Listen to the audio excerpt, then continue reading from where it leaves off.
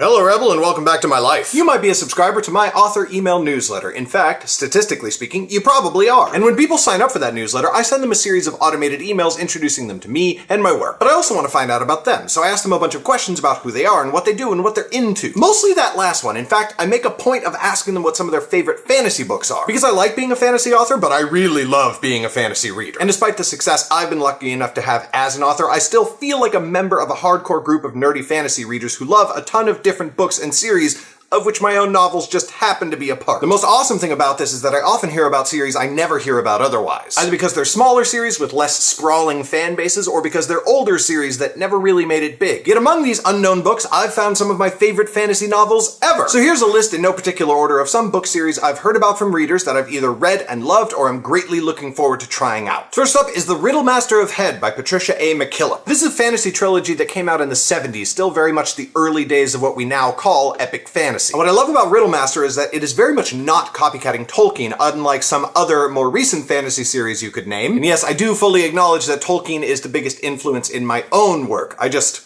actually own up to that fact. The magic system of the world is not as terribly well defined as a lot of modern fantasy, although if you know me, you know I consider that a good thing, but it's loosely based on riddles and power contained within the human voice. The story is fantastic, the world is amazing. This is the #1 less well-known fantasy series I always recommend to people when they ask. Next up is Dagger Spell by Catherine Kerr. Dagger Spell is actually the first book in a series, and it's got one of the most inventive premises I've ever seen in fantasy. A young nobleman named Nevin, shirks his responsibilities, resulting in the tragic deaths of a girl and her brother. Nevin makes a pact with the gods that he will atone for his mistakes and fix them no matter how long it takes, and so he becomes immortal, though he does grow to be an old man. And then, as the brother and sister are reborn again and again, lifetime after lifetime, Nevin keeps finding them and trying to right his wrongs. But lifetime after lifetime, events play out in much the same way as they did the first time. I've only read the first 2 books in the series, and there are 15 of them, but the first 2 books are so incredibly good, and you should read them. No list of my favorite lesser-known fantasy novels would be complete without Soren Susiu's The Scriptlings. This fantasy novel is set in modern day, and magic spells are cast by speaking them in computer code, but computer code written in dead languages. The deader the language, the more powerful the spell. Not only is it a great story with fantastic world building, but it is absolutely one of the drop-dead funniest books I've ever read, written in the style of Terry Pratchett or Douglas Adams. The footnotes alone will make you cry with laughter. Finally, I want to stick Frank Schaeffer's Whose Song is Sung on this list for your attention. It's a retelling of the classic tale of Beowulf, told from the perspective of a dwarf who was present for the whole thing, but who later storytellers neglected from the story because he was a dwarf and therefore seen as less important. It's always irreverent, at times hilarious, and a thoroughly awesome book that I still think about and reference quite often. I really hope you'll check out some of these books and series. If you do and you enjoy them, or if you've already read them and enjoyed them, let me know in the comments. Also, pop down there and let me know, what are some of your favorite fantasy books of all time, especially ones you think I and other viewers wouldn't already have heard of. We're all a bunch of big fantasy book-loving nerds around here, Rebel, so let your fan flag fly. That's all I've got for you today. If you want to support my channel, you could buy one of the awesome Underrealm t-shirts available at that link right down there. You can also become one of my awesome and incredibly attractive patrons at the Patreon link in the description. Thank you so much for watching, and I will see you next time.